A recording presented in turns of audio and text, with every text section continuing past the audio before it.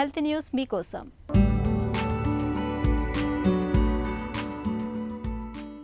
నడునొప్పి అంటేనే ప్రత్యక్ష నరకానికి నిదర్శనం. వెన్నులో జలధిరింపులా, నడుములో సూది పోటుల్లా, వీపు మీద సమ్మెట పోటులా బాధిస్తుంది.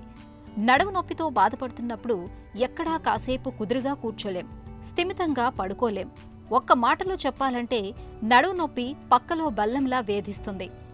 నడునొప్పి తగ్గటానికి స్ప్రేలు, మందులు ఎన్ని వాడినా అవి తాత్కాలిక ఉపశమనాన్ని అందిస్తాయే గాని సమస్యకు సరైన పరిష్కారాన్ని ఇవ్వలేవు. అయితే తీవ్రమైన ఈ సమస్యను దూరం చేసి శాశ్వత పరిష్కారాన్ని అందించే గుణం పసుపులోని ఓ వానిలిన్ అనే రసాయనానికి ఉందని అంటున్నారు కెనడాలోని మెక్గిల్ యూనివర్సిటీకి చెందిన శాస్త్రవేత్తలు. సాధారణంగా మన శరీరంలో కణాలు విభజన చెందుతూ కొత్త కణాల్ని పుట్టిస్తాయి.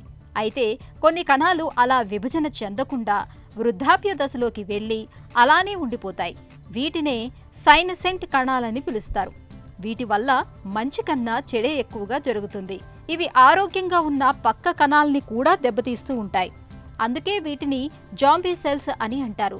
ఇవి నడుం దగ్గర ఉండే ఇంట్రావర్టెబ్రల్ డిస్కుల దగ్గరకు చేరి అక్కడ డిస్కు కదలికల్ని అడ్డుకుంటూ ఉంటాయి.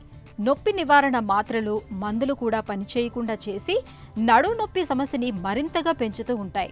అయితే పసుపులోని ఓ వానిలిన్ మూలకానికి జాంబీ సెల్స్ని ఆ ప్రాంతం నుంచి తొలగించి ఆరోగ్యకరమైన కణాలను వృద్ధి చేసే శక్తి ఉందని, తద్వారా నొప్పిని నయం చేయవచ్చని ఈ పరిశోధన పేర్కొంటోంది.